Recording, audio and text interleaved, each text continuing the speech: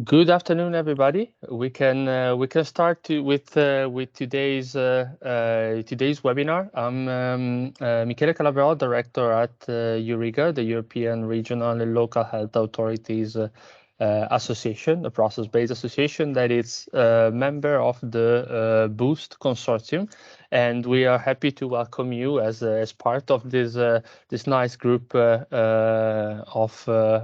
people working on mental health on today's webinar on building mental health resilience in children from school, lesson learned from COVID-19 and innovative approaches. It was going to be about an hour and a half. And if we can go to the next slide. Just few usual technological warnings before we start. So attendees will have the microphone and camera off by default, but you will have access to the chat box, so you will be able to share some questions, especially when we're gonna arrive to the panel part of the event later this afternoon. So let's actually move ahead with the agenda of the meeting, just to give you an overview. So indeed, this is the part of the welcome that you were expecting. That will then move to a brief video message from MEP Alvina Lamezza. MEP Alvina Lamezza from Finland. She's the co-chair of the Coalition for Mental Health and Wellbeing in the European Parliament. She couldn't be with us live today, but she did send us a nice recorded message that we'll be happy to share, and it's going to be indeed on the impact of COVID-19 on children's mental health in the EU, and she will also touch a little bit the experience from Finland. After this message, we'll move ahead with an overview on the Boost project from the Boost scientific coordinator, Stine Hellumbraten from SINTEF, where she is also research manager. In the second part of the meeting, we'll then move on to diving a little bit deeper into the work that Boost did in three countries, Spain, Poland, and Norway. We start with Olga Gomez Ortiz from University of Cordoba. We'll then move to Constantinos Antipas, senior researcher scientist at SINTEF, and then we'll go to Poland with Agata Visa, associate professor at the Poznan University School of Physical Education. After this panel, that will give you a little bit of an idea about what Boost has been doing in these different countries, parts of Europe. We'll move to the panel debate, where we have the pleasure of having Professor Celeste Simors from the University of Lisbon, Fatima Avil from Mental Health Europe, and Azemarit Houghton from the Viken County Council and a member of the Boost Consortium. And then we'll go back to Stine as well for a little bit of an overview on the results from today's meeting. So we can start with well, the first bit of the event with a video from MEP Alvina Alamezza. Will be about like 6 minutes long. MEP Alamezza, she's just gonna wanted to share a few key points on why this topic is such of great importance, also in light of COVID-19. So Marco, if you can launch the video.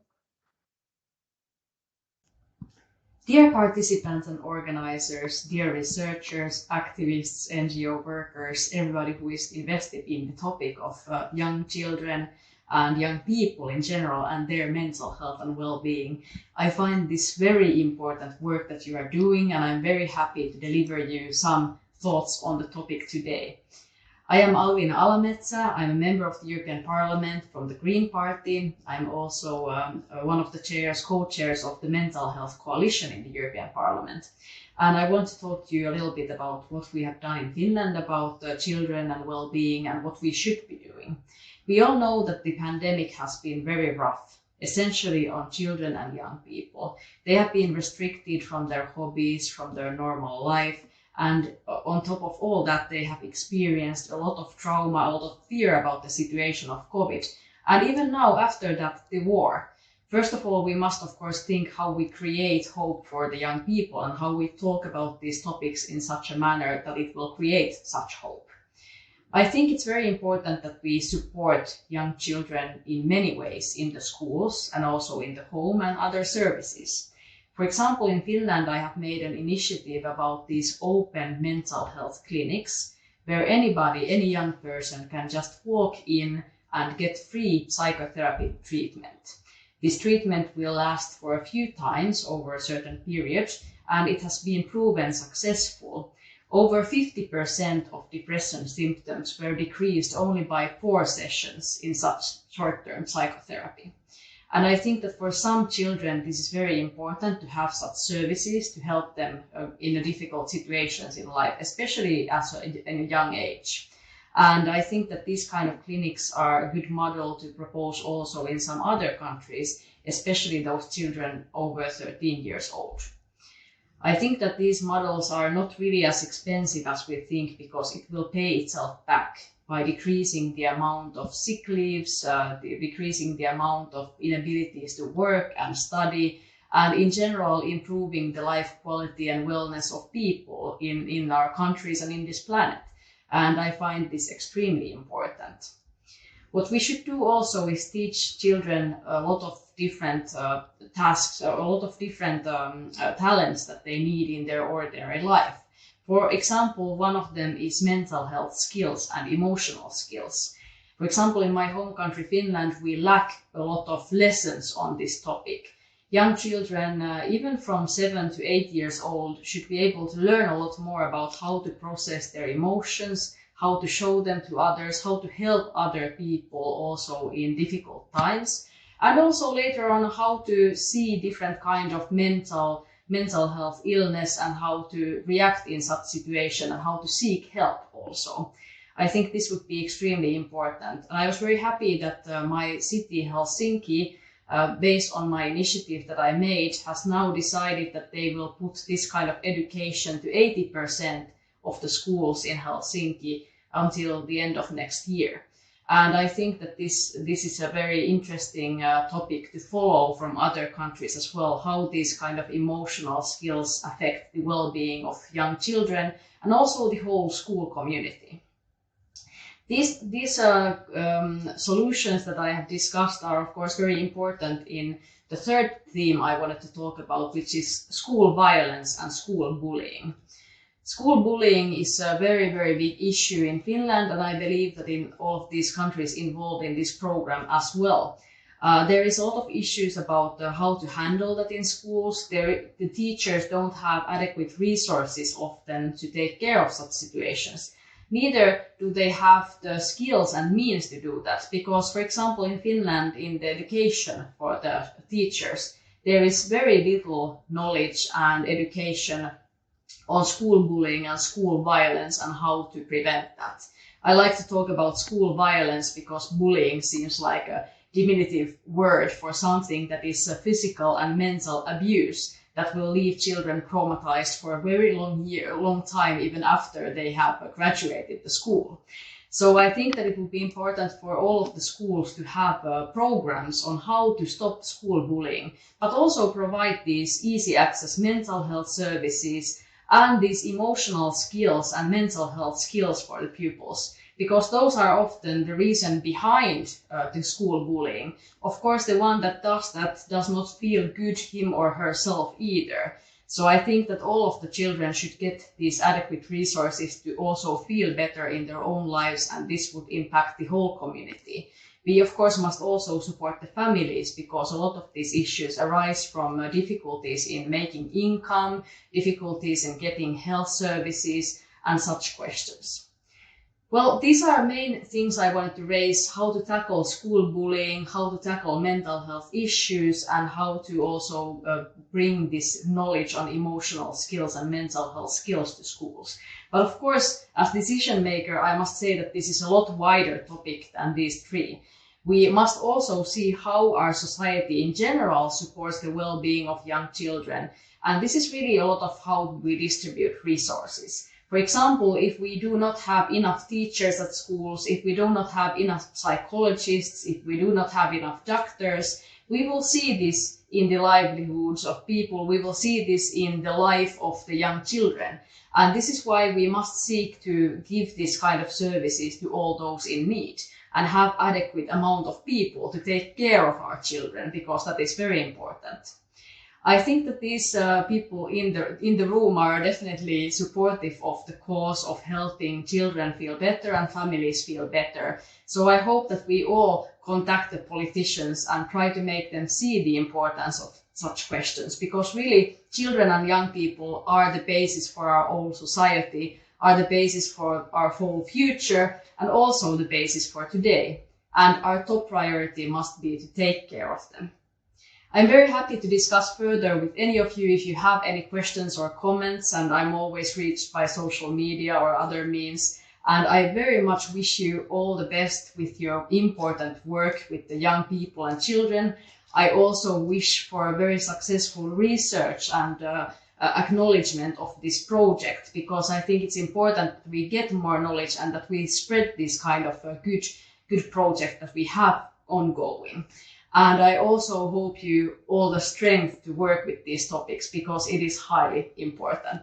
Thank you so much and have a pleasant rest of this seminar. Thanks a lot, although virtually, to MEP Elamezza for this important message. I think we heard about some quite interesting elements that are also very much linked to the work that Boost is doing.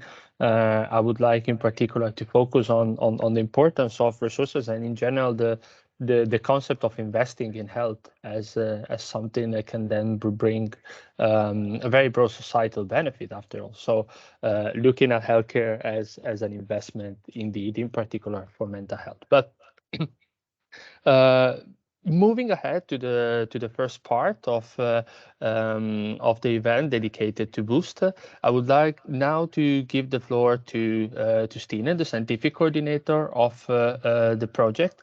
She's gonna give us a little bit of an overview of what Boost has been doing, and in particular also linked to how the project kind of looked at the COVID-19 pandemic and let's say adapted to the new and kind of revised challenge. So Stine, I think the floor is yours now. We will be able to switch the slides for you. So just let us know when you go ahead. Okay, thanks, Michele. And thanks to Alvina. I think Alvina set the stage very, very nicely for this presentation for me and for the Boost project. She argued very well for the relevance of what we've been doing in the Boost project. So, so thanks to her for that. If you go to the next slide. What I will do now is introduce you briefly to the Boost project and tell you a little bit about how we've worked so far in the project, and in particular how we worked through the pandemic. But for those of you who are not familiar with the project, let me just introduce you to the Boost project. So it's an EU project funded by Horizon 2020's Research and Innovation Program. Our aim is to create an approach that will strengthen children's social and emotional skills. And the overall goal is to promote mental health and well-being. So it's a population-based approach that's promotive and preventive in nature. And if you go to the next slide. So the Boost project consists of a consortium of the partners that you see in this slide. SINTEF in Norway is the coordinator, the scientific coordinator, and I have Gloria Zaldi with me as my project coordinator. And in Poland, we have Poznan University with us as partners. In Spain, we have University of Cordoba with us as partners. In Norway, we also have Viken County Municipality and Modum Municipality as our partners. And we have European regional and local health authorities, EUREGA, that you've been hearing from already as partners. If you go to the next slide, yeah. So our project consists of 9 work packages where they're all interlinked, and we started with a formative study that was to provide the basis for developing the innovation in this project, which we call the Boost approach. And then we have a number of work packages that that looks at that evaluates the approach. So both the process of implementing the approach, the effectiveness of the approach on children and young people, and we also look at the economic aspects of implementing an approach like this in primary schools. So the approach has been implemented in all 3 countries that are part of this consortium, Poland, Spain, and Norway, and in several schools in each country. Our original time frame was from 2018 to 2021, but we've received an 18-month extension due to the pandemic. And I'll get back to the implications of the pandemic shortly. If you go to the next slide. Just very briefly on social and emotional learning, for those of you who are not familiar with this, this term, there are a lot of different frameworks. The ones listed here are just a few of them, but these are some of the major frameworks that describes social and emotional learning. We've got the EU LifeComp framework, the CASEL framework, we've got OECD, UNICEF, etc. And if you move to the next slide, we see that there are a lot of commonalities in the different frameworks to describe social and emotional learning and what competencies are involved in social and emotional learning. So very broadly, the EU's LifeComp framework is very relevant to describe. They have 3 overall competencies: personal, social, and learning to learn competencies. And there are several other smaller competencies underneath each of these broad ones. And the overall goal is to increase children's well-being and resilience by working to strengthen these competencies in children. Go to the next. I think Alvina said this very nicely in her introduction, but let me just briefly repeat it. Why should we work with social and emotional learning in children? Well, it's because we know that effective social and emotional learning strategies that target children have they lead to increased well-being in children, both in the short and the long term. Children who are strong with these competencies, they have increased academic achievement, so they do better in school. They're more susceptible to learning, and this is both in the short and in the long term. And in the long term, of course, children who do well in school, who have increased academic achievement, will also have increased success in the labor market. So there are very many good reasons to work with social and emotional learning. It's essential, as Alvina said, it's essential for the children who are our future. Go to the next slide. I only have one slide of what this is a short summary of the formative study that we did. So these are some of the major research findings that we've taken into creating the BOOST approach. So we've tried to understand what are the characteristics of social and emotional learning programs that have an effect. And we see that some of the commonalities is that they take on a whole school approach. So everyone in the school is involved in the social and emotional learning program. The best programs are integrated into mainstream school life. So they're not programs that come from outside and are done outside of the mainstream school life, but as part of mainstream school life. And they focus not just on classrooms, but on the whole school. They're implemented by all school staff, are promotive and preventive in nature, and are flexible so that schools can build on their own needs and resources. They also involve students and parents and out-of-school partners and include continuous training for school staff. And also we see that school staff are asking for practical examples. When I listened to Alvina, I was thinking, yes, this is so important, and we all agree that this is so important, but what schools are asking for is, but how do we do it?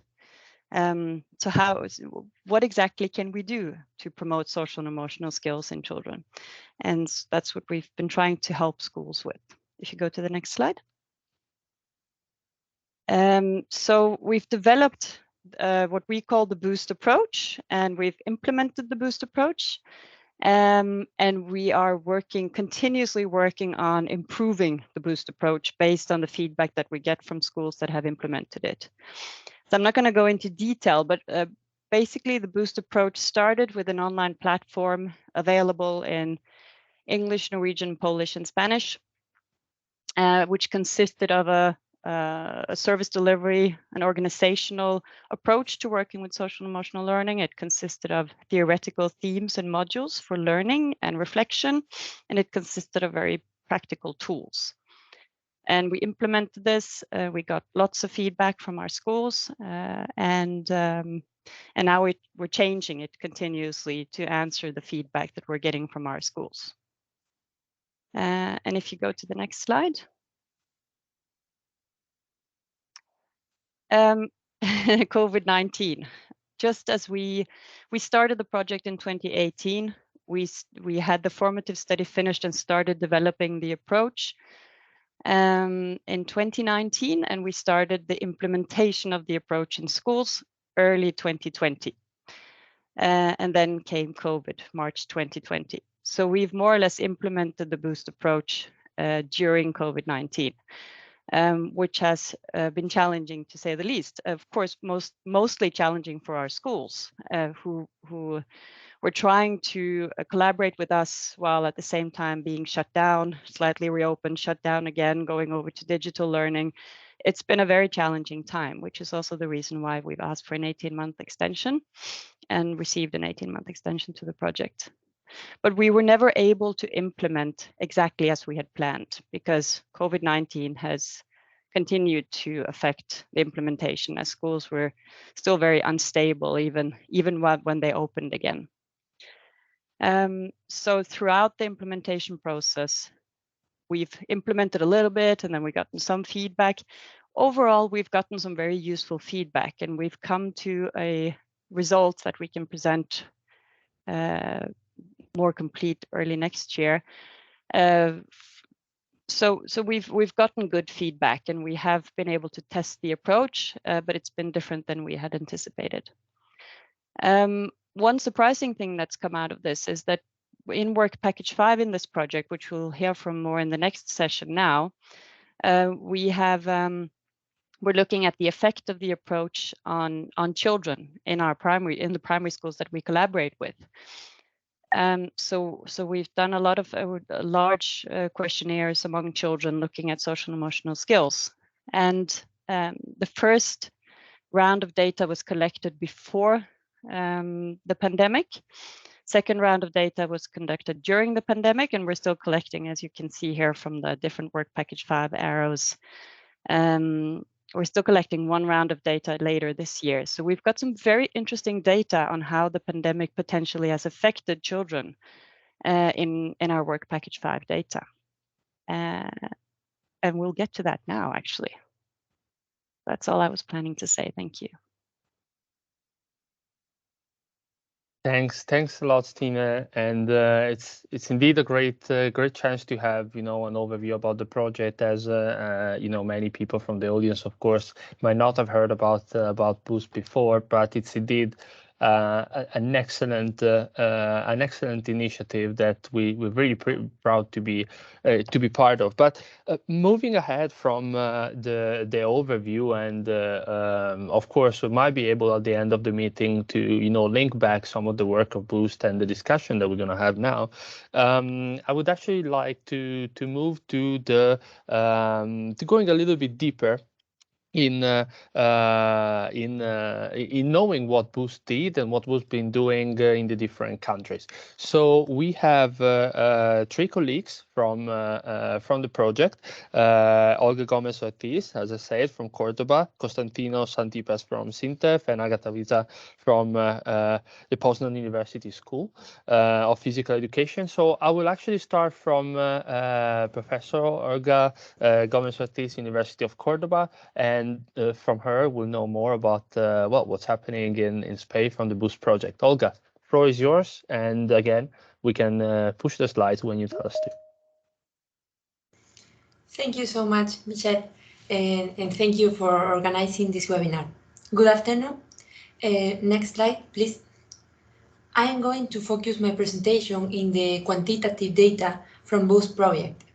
The aim of my presentation is to show the differences in some indicators of children's mental health and school climate before and after the pandemic of COVID to assess the impact of quarantine in children. Next slide, please. Next. First of all, I am going to describe the sample.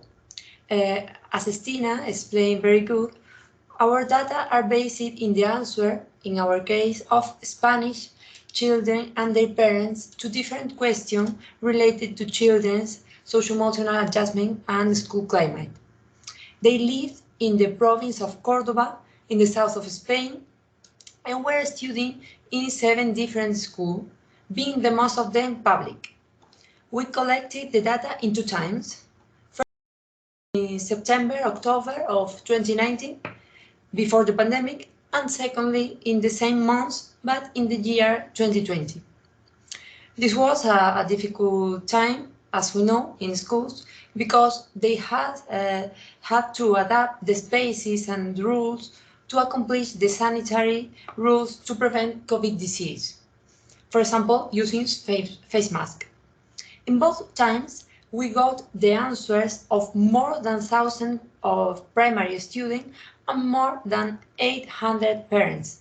The students were boys and girls in the same proportion, but parents were mostly mothers. Next slide, please. Now I am going to explain the instruments we use to assess socio-emotional indicators and school climate in all the countries that have took part in the BOOST project. Norway, Poland, and Spain, as we have been told. In the table can be seen the name of the instrument, the general construct that it assesses, the school grade from which this instrument has been used, if parent, B, children, C, or both, has filled this scale, the number of items, and the factors in which the questionnaire can be divided. To assess a school climate, we use the Modified Delaware School Climate Survey student. It assesses 4 dimensions: teacher-student relations, student-student relations or peer relationship, leaking of school, and fairness of school rules. Bullying and cyberbullying were assessed through European Bullying and Cyberbullying Intervention Project questionnaire. Both ask about behaviors related to victimization and aggression. Next slide, please. Emotional competence, 2 instruments were used. Trait Metamood Scale and also Index of Empathy for Children and Adolescents. We use multi-source assessment of social competence scales to evaluate social competence. And finally, in the next slide, we include the Strengths and Difficulties questionnaire and Connor and Davidson resilience scale. In the next slides, the main result of the comparison between time 1 and time 2 can be found. I have only included the variables in which we got significant differences between both times. Firstly, I'm going to explain the results relative to school climate and bullying. Regarding peer relationship, we found lower levels in time 2 comparing to before the quarantine. However, the quarantine also brought positive changes, such as a decrease in the level of bullying and an improvement in family students' relationship and interest in school. Next slide, please. In relation to emotional intelligence, we found lower level of emotional attention, emotional clarity, and emotional repair in time 2 comparing with time 1. However, from the family perspective, after the quarantine, the students pay more attention to their emotion. Next slide, please. In a similar way, students showed a lower level of understanding of feeling, ability to cooperate, and empathy after the quarantine. And finally, in the next slide, from the family perspective, their children showed less emotional problems and behaviors related to hyperactivity in time 2 comparing to time 1, although the effect size of the differences was small. Furthermore, families and students agree in the fact that the students' level of resilience were higher after the quarantine. In conclusion, in the next slide, the results from Spanish children have shown some positive and negative changes if we analyze school climate and social-emotional indicators. These findings highlight even more than time previous to coronavirus the need to put in practice innovative initiatives such as Boost project to promote mental health and resilience of children, promoting their social and emotional competence. Thank you so much. Thanks a lot, Olga. Great presentation. So very happy to start with the experience from Spain before we actually had to the experience from Norway. And I'm just gonna make you presenter, Costas. So you should be able now to share your screen, if I'm not mistaken. Thank you. Let me start. Can you see my screen? The right part of the screen? It's the presentation, so that's, I suppose, what you want to show us. Yes. Thank you also for the opportunity to present the results from Norway, preliminary results, I have to say. And I will focus on how COVID-19 affected the school climate in Norway.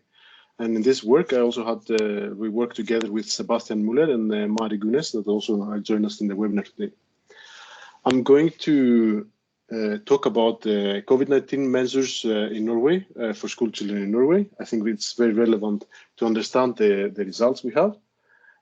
Who participated in the Boost study in Norway, which is also the sample for understanding looking at the COVID-19, and how was school climate affected in Norway. This is a bit similar to the slide that Stine presented, but just to go quickly over that, we had the baseline data collection starting November 2019. And then roughly in January 2020, the Boost approach introduction started, and then all schools in Norway closed in March 2020 because of the COVID-19 situation. This meant that no longer we could continue with the approach, introducing the Boost approach. This process also stopped. Luckily, the schools in Norway were very quick to go to the home schooling, find solutions about that. Schools gradually opened in April, May 2020. This giving in the yellow stage, we had this green, three levels, green, yellow, and red. Which means that in yellow, there were not as many restrictions as in the red phase, with the young children going to school earlier. And this gave the opportunity for the Boost approach introduction to move to roughly September 2020. This whole situation with the data collection before the start of the COVID-19 gave us the idea to collect the data in November 2020, have a new baseline for Boost approach where we would compare the Boost approach versus control, which means schools that would get the Boost approach versus schools that wouldn't get the Boost approach. And in this time frame between baseline data collection and the second baseline data collection, we could see, we could use this data also to understand the effect of COVID-19, or how the COVID-19, what was the impact on schools, and specifically in the schools that were participating in our study. Just to go now at the restrictions were isn't in August 2021 and different like back and forth. Now we had also more recent data collection in February, March 2022, and we plan for one more in November 2022. Who could participate in the study? I'm presenting the population that not those that were included in the study, but the target population for this approach. We have 5 primary schools in the municipality of Modum. In total, around 1,000, a bit over 2,000 students that could participate in the study. What we actually had was around 320 students at baseline 1, as we call it, pre-COVID-19, the first data collection, and you can see how they were distributed in the different ages and grades. And for this questionnaire that we are presenting today, the school climate, there were only students from the 4th to the 7th grade that were giving answers. We also collected data from their parents, but we are not presenting them today. And then we had during COVID some responses that the second data collection we did during COVID, around 260 students that responded, again from the 4th to the 7th grade. We are focusing on school climate, and the definition of school climate is that one of the definitions is that it's the quality and character of school life that includes norms, values, and expectations that support people feeling socially, emotionally, and physically safe. To measure school climate, the consortium is using this questionnaire, Modified Delaware School Climate Survey for students. The same questionnaire was also addressed to parents. That includes 17 questions, and they could answer from a scale from 1 to 4. So how was school climate affected in Norway? These 17 questions could group in different categories. And in this graph that you see now, when you see this line, this dotted line and at 1, what is on the left side, it means that it got worse. On the right side, it means that it improved. You see that nothing improved during COVID-19 or with introduction of COVID-19. And then you see this bar, which is the confidence interval, 95% confidence interval. And how we can interpret it is that those bars that are on the left side now of the line 1 means that they were statistically significant. If they are crossing this one line, means that there was no statistically significant difference. And we see here for the overall school climate, we see that it got worse. And this is safe to say that the overall, the way the data shows that it's safe to say that the overall school climate got worse. Looking at the specific factors in the school climate, we see that what was affected was the teacher-student relations. The student-student relations between the students was not affected, interestingly enough. The liking of school was affected in a negative way again, and the fairness of school rules did not change significantly when the COVID-19 came. This is the rough view on that. If we look in more details, I will go to some of this. For example, number 3, adults who work in the school care about the students. This got worse. And then teachers listen to you when you have a problem. This also got worse. Adults in the school treat, number 6, adults in the school treat students fairly, was also got worse. But some of the others there, you see that it didn't get worse. Students were getting along with each other. This didn't change. Students really cared about each other. This didn't change. And then we have these two, 11 and 14. 11 is the which I went to another school, and the 14 the school feels like a prison, that are reversed on the other one. So you see that this got increased somehow, but this is because of the question was expressed in the opposite way as the other one. So the more to the right, the more it went. And this is alarming that during COVID, the schools felt more like prisons for school children. When it comes to the fairness, the school rules felt unfair for the children, but the consequences of breaking school rules did not get worse. Didn't feel that it was getting worse. So going to the take-home messages, as I just have to say that these are preliminary results, and we are still in the process of analyzing them. finding nuances with these results, and also reflecting on what do they mean. But some first reflections is that contact with adults was experienced to be weakened. We also noticed that the relations with the students with each other did not significantly change. And why is that? Can it be the digital means of communication that the modern children today have in they can use, help them to maintain the relations with each other? Or the measures that Norway chose, cohorts also at home included classmates. They were allowed to invite friends at home. And finally, or not finally, but one other thing is that the schools felt unfair, even though that we see that the consequences of that did not feel. So the rules might have felt unfair, but maybe the teachers or the adults of the school did not punish the students if they were breaking the rules, which is also a positive thing. What is alarming is that the school felt like a prison, more like a prison. And just a last reflection, what would have happened if boost approach was already established would have helped the students and the school, the whole school, to see the situation differently and feel it less like a prison. Thank you very much. Thanks a lot, Konstantinos.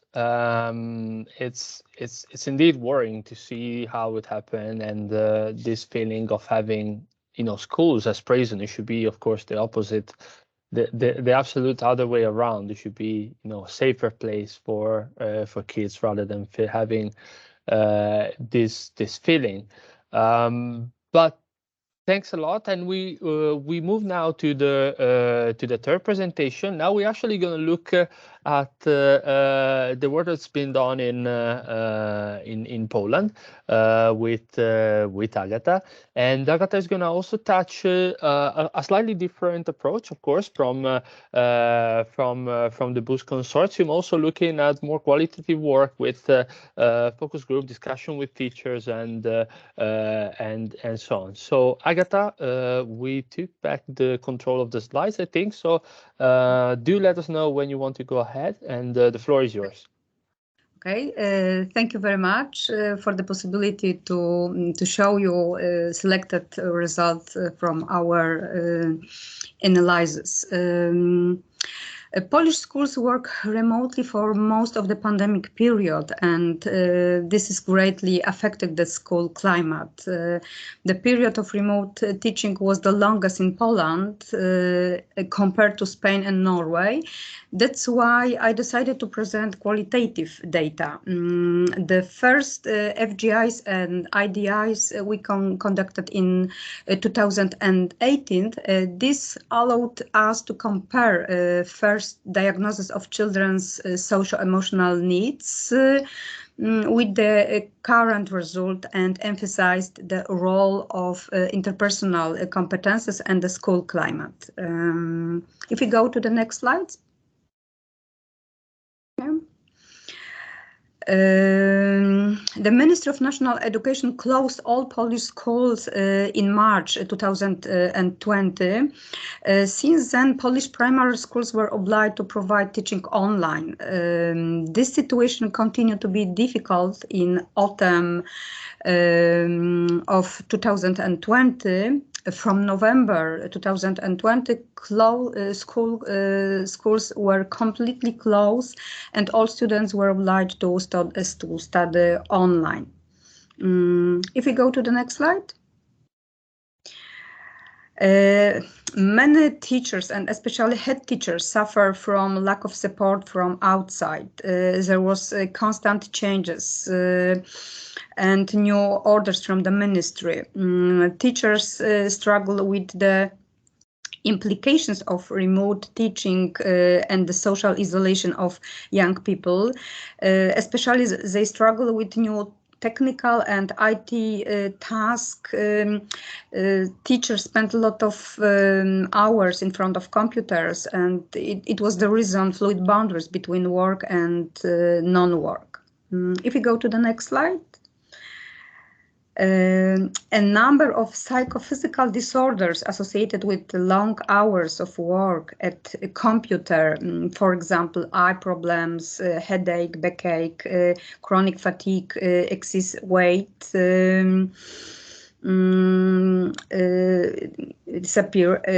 escape, and school climate is difficult to build outside the school when students and teachers are in separate places in their homes and cannot share a common school space. They didn't receive any training for remote work, for forming relationships in the absence of direct contacts. And a lot of time they spend in front of computer. Everything were online, lessons, teachers' councils, parent meetings, homework, extracurriculum activities. If we go to the next slides. Even though unpredictability and a lot of changes, schools were better prepared to functioning under pandemic situation than the next months. Perceptions of relationship deterioration were closely linked to significant mental health indicators. Next slide, please. Many students suffered from or still suffer from many emotional disorders, especially depression, apathy, obesity, and desire for physical activity. There are also positive effect on the situation. Some of shy, withdrawn students become more active. They opened up, participated in discussion. If we go to the next slides. Here are the selected elements of school climate which were most affected by COVID. Lack of clarity of purpose. Nobody knew what to do in the new situation. Lack of safety. Working from home may violate students and teachers' privacy. For some people, working with camera was artificial. The biggest problem was fear of health and life. Many people lost their family members or friends. New requirements from teachers and students, especially technical IT skills, different methods of learning and different methods of teaching. Working online less natural and more stressful than at school area. If we go to the next slide.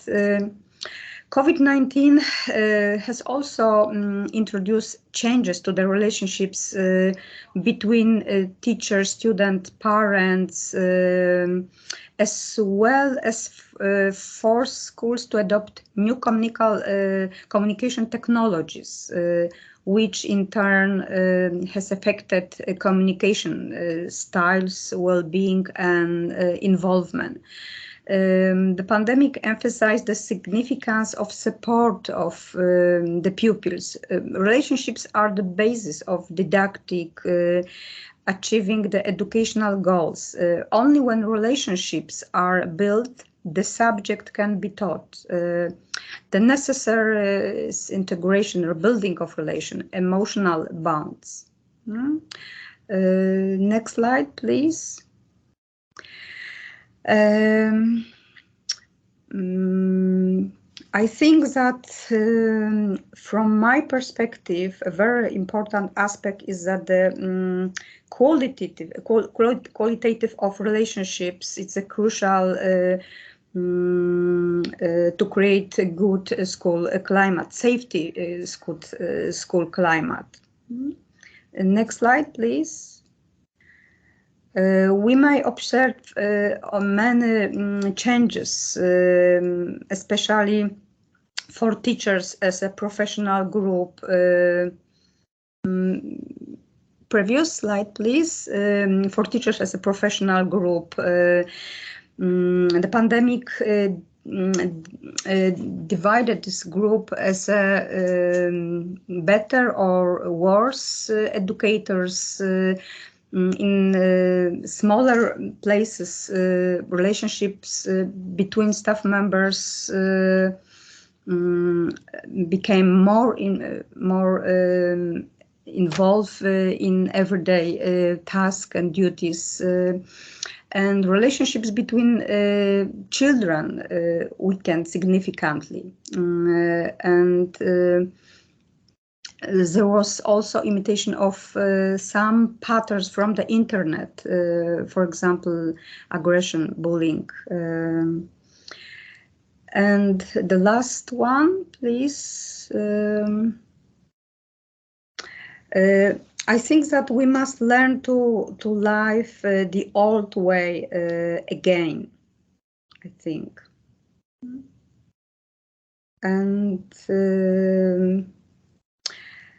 the most important, as I told, it's reconstruction of school climate disrupted by pandemic, and nowadays disrupted by fear of war and situation from the Ukraine to influence school climate.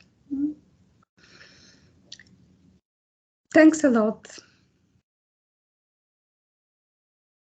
Thanks a lot, Agatha, Thanks. for the presentation. It was great to have also the perspective from Poland, and indeed the qualitative work that you've been involved with. I think I would like to focus on one word that you mentioned, rebuilding, and how project as Boost can provide a solid basis to make that happen going forward. So thanks a lot for that, and I'm sure that this is part of what we're going to come back to in our panel discussion, to which we're actually moving now.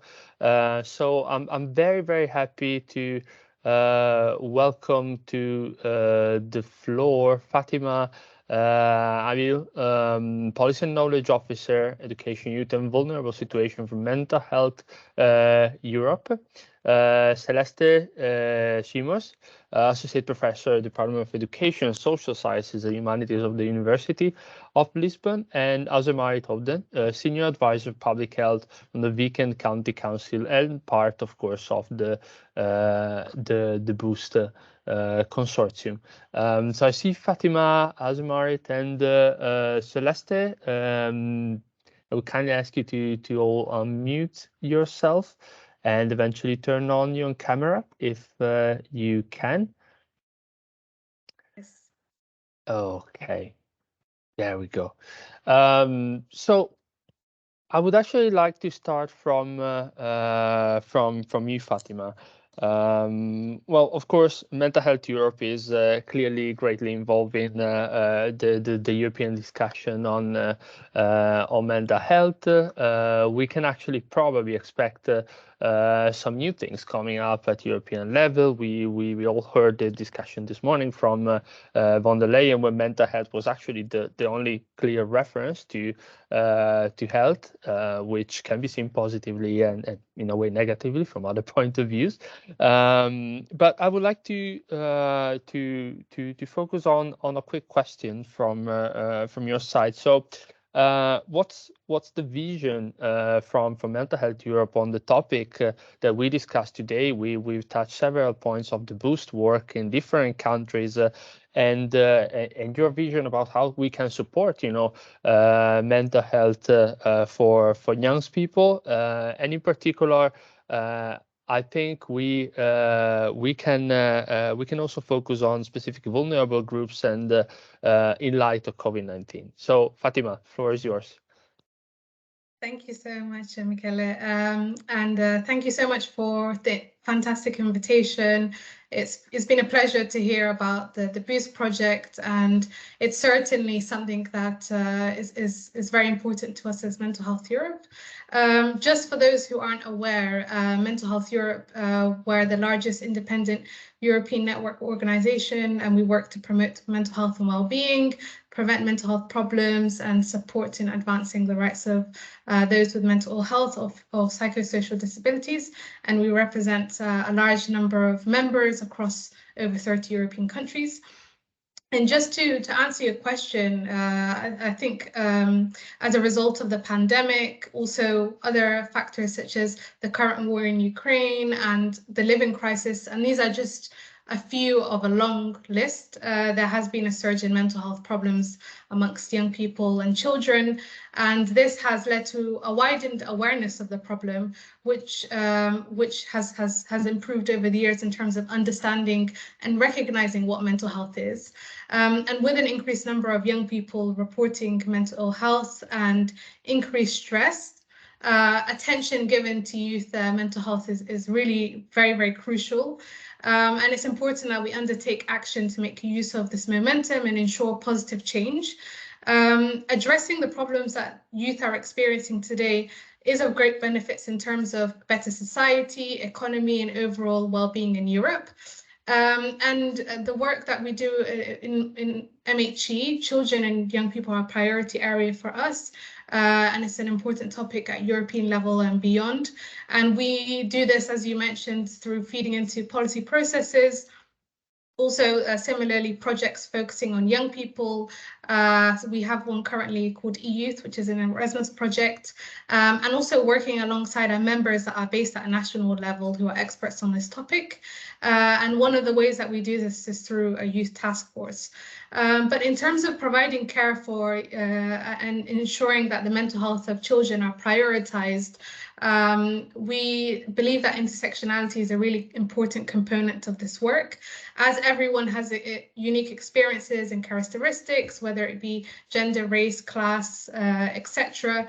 So we work to mainstream mental health, and as mental health is a cross-cutting topic, we work to ensure that it is the focus.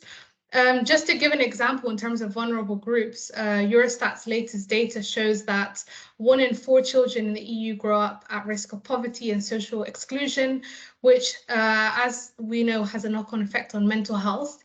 And some EU states actually have far worse than the average here. And in particularly looking at specific groups, groups such as Roma children, when we look at the statistics, the ratio is about 1 to 3. And this really highlights the need for a really overlapping intersectional approach and tailored mental health support for vulnerable groups when it comes to mental health to meet their diverse needs. And this very much relates to some of the points that the speakers before me made in terms of the roles that school has to play in terms of being a space where children interact and engaging them, carrying out research, and tailoring support for their needs. So this is the main point I wanted to make. So I'll stop here. Thanks a lot, Fatima. No, you raised several points. I mean, indeed, the school climate, that's what we focused on, and that should be, the first element of avoiding, detrimental impact on children, basically. So thanks a lot. I would actually like to go to Celeste Simors. I think now we can see you, and you should be able to also unmute yourself. Great. Celeste, you co-authored a report called A Systemic Whole School Approach to Mental Health and Wellbeing in Schools in the EU, published just last year in 2021. I think, of course, given the topic of today's meeting, it fits particularly well with the discussion we're having. So it would be great if you could share in a few minutes some of the key recommendations, some of the key learnings from the report with us. Thank you. I hope you can hear me. Yes, okay. So thank you for the invitation to be present and to share the recommendations of the report that we developed within a request of NESET and GENSI and it was led by Professor Carmel Sefai and included also Professor Simona Caravita. And after an extensive review of the literature, the recent literature on this topic, we have put on some key recommendations, and these key recommendations start with a base that mental health promotion should be a mandatory key learning goal for the 21st century.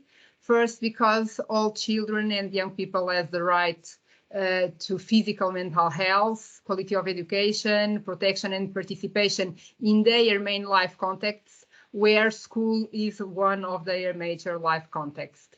This is a recommendation of many agencies and organizations, and this a recommendation, a major educational goal across the member states of the European Union. And there is evidence that schools can promote effectively mental health and well-being and prevent the emergence of mental health problems in children and youth. And for this, mental health and well-being should be a key learning goal, a key learning objective in the curriculums in the schools, and should challenge this false dichotomy that we have academic achievement and mental health and well-being promotion. So they should join together. For that, we should also, one of the recommendations is that we should adapt the metrics of school success to prioritize mental health and well-being. And this should be done in a formative way. And this mental health and well-being should be also an indicator of school effectiveness and success across or along with the school success. To do this, we should adopt a systemic school approach to mental health and well-being in schools that mobilize several resources, teachers, school staff, but also parents, the students, and the communities and their different agencies. In the art of mental health promotion should be relatedness and connectedness. This should be one of the, when we have a big task, probably we should start with a small task. Probably this is not so small, but should be probably one of the first targets to promote a sense of belonging, connectedness, respect, supporting environment, supporting relationships across the various members in the whole school. Bottom-up participatory and flexible approach is another of the recommendations that we have, giving the voice to the students to know more about their needs and their vision to promote, how to promote mental health and well-being in their space, in their school space, and also including also parents, the local community, and the key agencies. This can be done also, the health, mental health promotion and well-being through a curriculum for children in all Europe. There are several curriculums that work towards the promotion of mental health and prevention of mental health issues.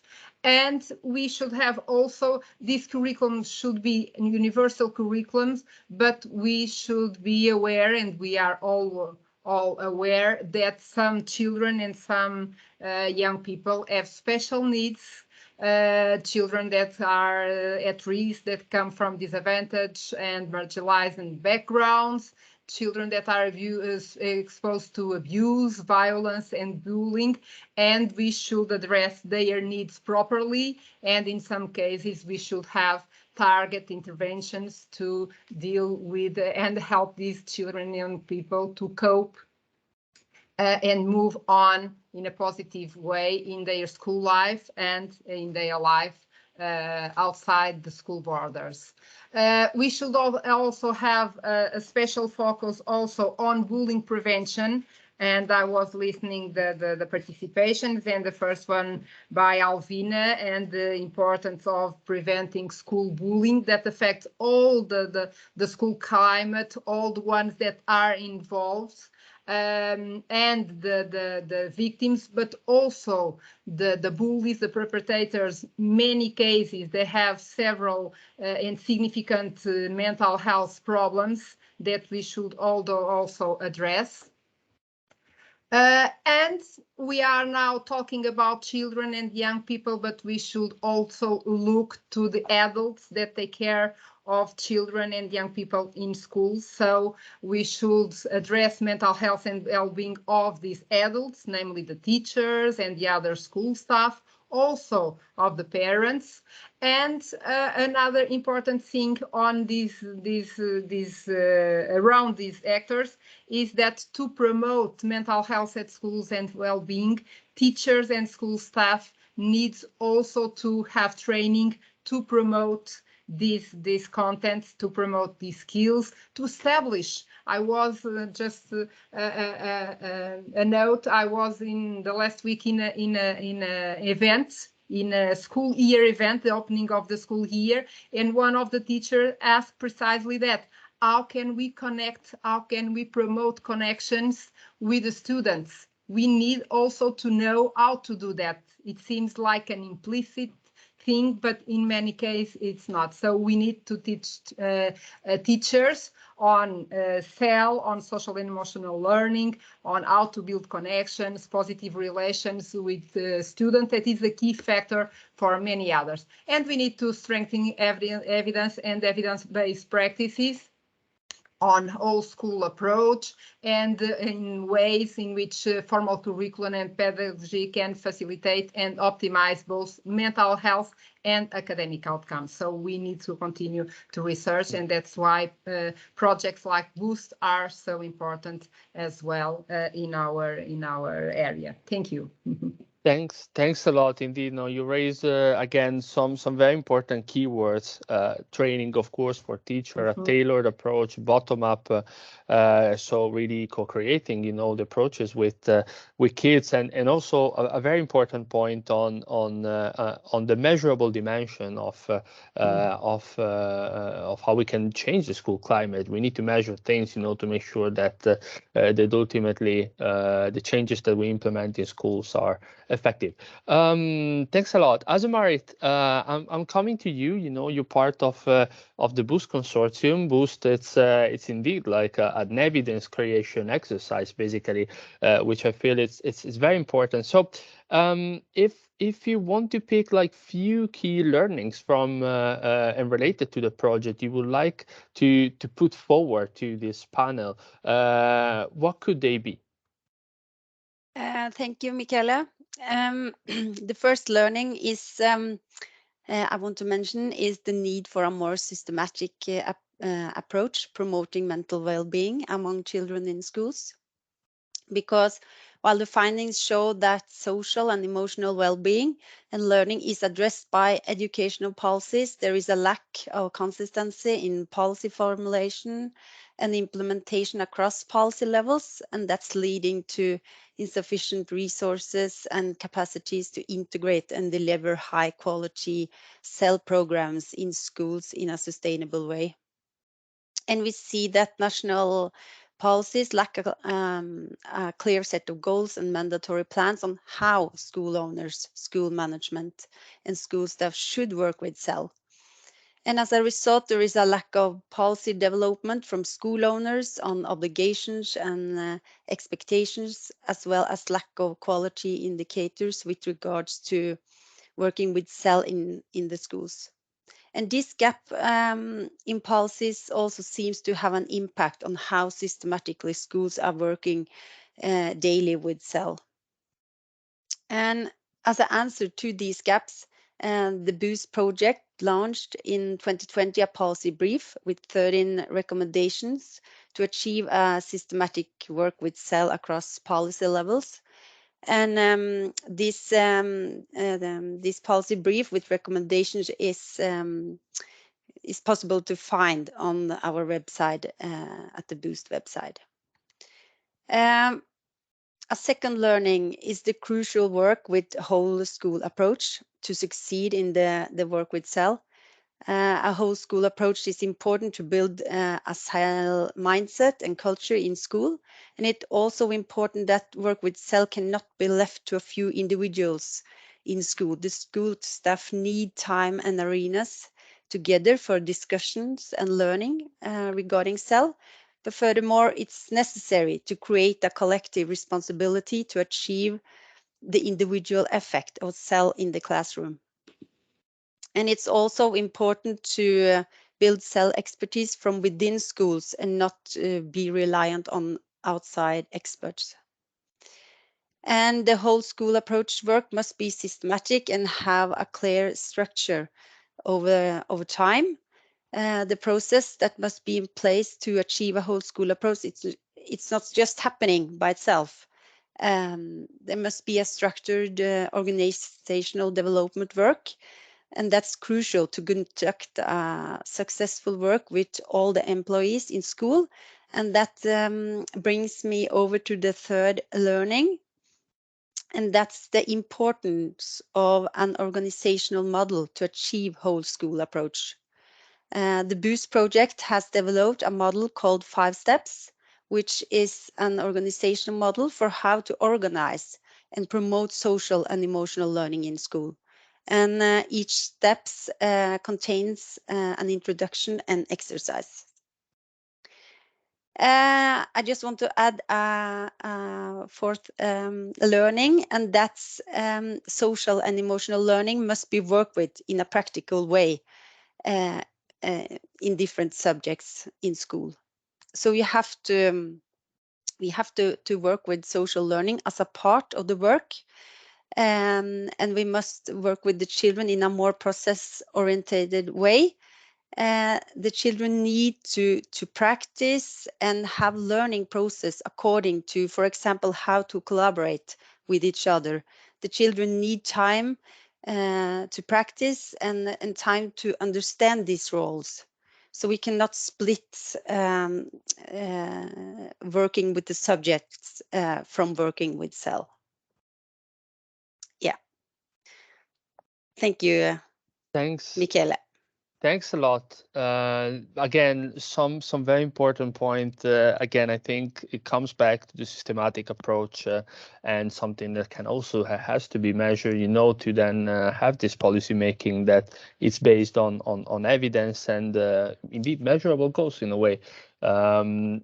So thanks a lot. Thanks a lot, Azamari. Then in the chat, in the meantime, you can find some of the documents we've been referring to during the presentations and the link to the Boost project and so on. So please have a look, and we'll also send a follow-up email with everything. But I would actually like to go to a second round of flash responses from our panelists, starting again with Fatima. We talked about the systematic approach. We talked about having an holistic approach, bottom up, and so on. And again, of course, with your work, is you're following closely how the EU is looking at the field of healthcare in particular after COVID-19 and mental health.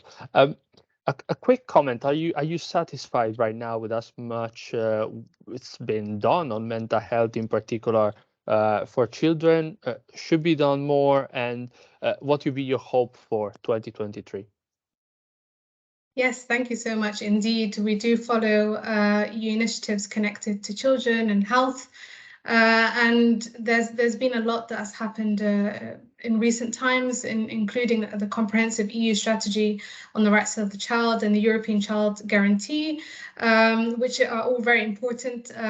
Just quickly mentioning the Child's Guarantee, where member states have been pushed to put forward national action plans that outline how they want to implement this in their respective countries by 2030. Although we have seen delays in that in the last couple of months. Also, the European Health Union, which works to protect the health of Europeans and collectively responds to cross-border health crises. And most recently, the EU Care Strategy, that was released mid last week. And today, as mentioned by Michele before, President von der Leyen announced in the State of the Union speech that next year, a new comprehensive approach to mental health will be presented, which is quite exciting because we haven't heard this from her before. And we're thrilled that this year was the European Year dedicated to youth, which has allowed for, mentioned before by previous speakers, for young people to actually pinpoint mental health as an area that for them needs more attention.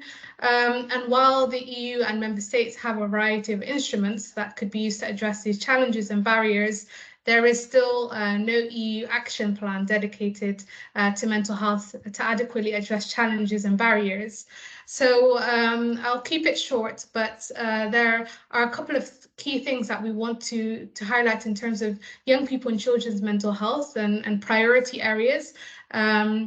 And the first is to really focus on prevention, so ensuring and integrating and monitoring mental health in all policies, implementing a holistic approach to mental health by, taking into consideration all the environmental factors, social, economic, etc. Investing in mental health literacy, and this is where schools can play a really important role. In Ursula von der Leyen's speech today as well, she mentioned the proposal for the European Year for Training and Education. So we would hope to see in the next year more work on adequate training and education for students, but also professionals that work with children, because by having mental health literacy and awareness, that will also help in improving their mental health. And alongside this, providing skills and being able to recognize mental health risk factors, and also in crises and emergencies, as we've seen with COVID-19 and the recent Ukraine crisis, we need to know how to adequately deal with this. Just to briefly mention, mental health empowerment and engagement is very important. So centering young people, children, because they know best how their mental health is being impacted, and this can help in ensuring solutions are come out of this. So consultations were mentioned earlier, and also empowering young people to also use their voices to speak out and understand that they can shape their school environment. If this is the case and pupils were able to really highlight what the mental health needs and environmental requirements that there are in their schools, we would see more flexible and tailored measures in each school to really help the students there. So we would love to see this, and through a co-creation approach would be fantastic, which really centers those who are most impacted to provide them agency to shape these processes. And then finally, to mention targeted support is really important. So investing in tailored support to the specific needs of children, and then throughout their life cycle, and ensuring that services are person-centered. I didn't mention earlier, but community-based services were really highlighted during the COVID period as a process that allowed for flexibility and quick mobilization. So it would be great to see more efforts there and more funding. So I will stop here. Thanks a lot. Basically, indeed, we need at European level an action plan that is, multifaceted, well-resourced, and it's involving basically all actors, and invest a lot also in education and training. That's great. Celeste, as we were mentioning, Boost, it's coming to an end, but it's gonna keep producing. The evidence that you talked about with several deliverables still to come out, and of course a recap of the project results. If a quick suggestion basically for the Boost project from your work, if there's one thing that you would like to suggest basically the Boost partners to focus on in how we finalize basically the project, and how we can also take it forward going beyond the project end. Okay, so again, congratulations to the project and the team that leads the project and is running the project in the different countries, and for the positive results on these areas in a quite challenging time. We had also a project running in this time in the pandemic, and we started the implementation also in January of 2020, 2021 in this case. So we know the difficulties that we had, but it also was a time of an opportunity for the students and teachers to talk about their feelings, their fears, and to share their common situations. An opportunity to teachers and students to improve their digital skills, especially the teachers, and to students to become teachers of the teachers on some digital matters. And for some children, it's also a protective factor from bullying, being at home. For some students, it has this positive side. I would like to know more about the Boost approach. There are now I'm very curious about different areas, but I think it's quite important to focus also on training for teachers and for the partners in school, for some other staff in school, namely psychologists. We had that experience. These programs and these activities bring some and raise some issues and some questions that many times teachers are not able or are not prepared to answer. And to have this partnership and to make a team with other staff that is more prepared to address these issues is quite important. So very important focus on this, on supervision of the implementation, and sharing experience between teachers from different schools and staff from different schools, even from different countries. We found it very productive in our project. Address, like Fatima was saying, address the needs of the students with special needs. It's quite important, and involve other organization, other staff if needed. And I would say promote connectedness, sense of belonging, like a key element, and to focus on a safe approach. The activity should be sequenced, should be active, should be focused on promoting social and emotional skills, and the learning goals should be explicit and focus specific learning skills than rather a general promotion of well-being and mental health. We should focus on specific skills. This is one of the key elements of social and emotional learning, this safe approach.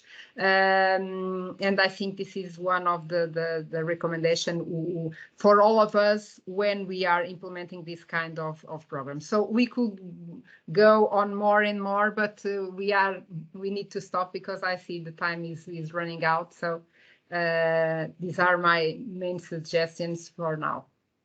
Thanks a lot, Celeste. Indeed, we're getting to the final part of the event, but indeed, this is just a starting point. You know, we wanted to have this meeting now because indeed mental health is getting more and more traction, and Boost wants to play an important role. And actually, thanks for those in the chat who shared a few interesting elements of potential collaboration going forward. If I can just say one thing, that sustainability is very important also for the future. Many times we have these projects, we have evidence-based projects, very good or at least good results. We know that the effects of the change generally are small effects, but in medium and long term, these represent significant and positive impacts. But we need to think about sustainability. How can we continue with this a long time? And this could be a narrow, not a narrow, anchored practice within the schools that had implemented Boost, and to move on to other schools and to other countries. I think this is also a key. So the connection with policymakers, key policymakers in the communities, in the regions, at the national levels also is also quite important to make this sustainable and not just another European project that ends in 2022 or 2023 and bring the other one. Indeed, no, and actually that's a perfect hook to the last question I wanted to have with Azamarit, as indeed that's a challenge. We had the focus on three regions, countries, and for us also as Euriga working at regional level, it's particularly important to ensure that is transferred also beyond the borders of the project in a way, and also beyond the geographical borders. So Azamarit, maybe coming to you with how do you see the challenge of the sustainability of Boost? So moving forward from the evidence that it's been developed at regional and local level to other regions. There are, of course, challenges. To start to how we have had to start with the EU level, we have a connection with the DJ education at EU level, and we have had some meetings and presented our results and innovations. So, and they give us feedback and input. So I think the EU level, they are on board, and they are very important for us to give us support to reach out to other regions and other levels and countries. But all the partners is crucial. How the partners in Poland, Spain, and Norway, how we are working with uptake at the different levels. But that's, of course, that's a challenge. It's difficult, but we will have a deliverable according to a final exploitation plan, and we must have different tracks to follow to how to reach the different policy levels and to contribute to a real change how we are working with cell.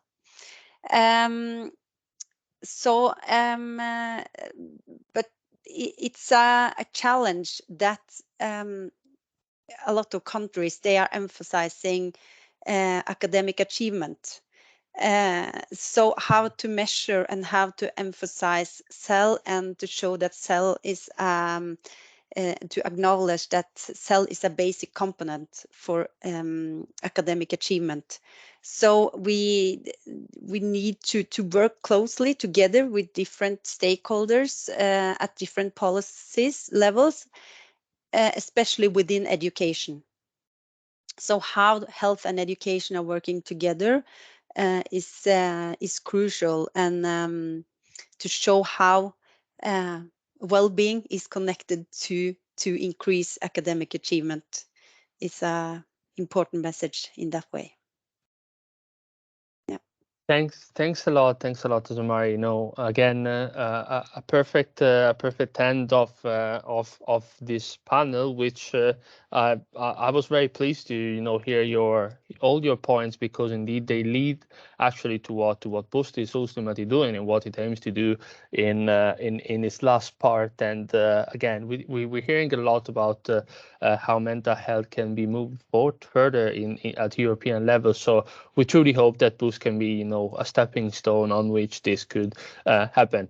We arrived to the end of the meeting, but actually I would like to have a final closing remarks from bringing back Stine on board. Stine, we had a very nice dense 1 hour and a half of exchanges. We heard about Boost. We heard about many things from our partners.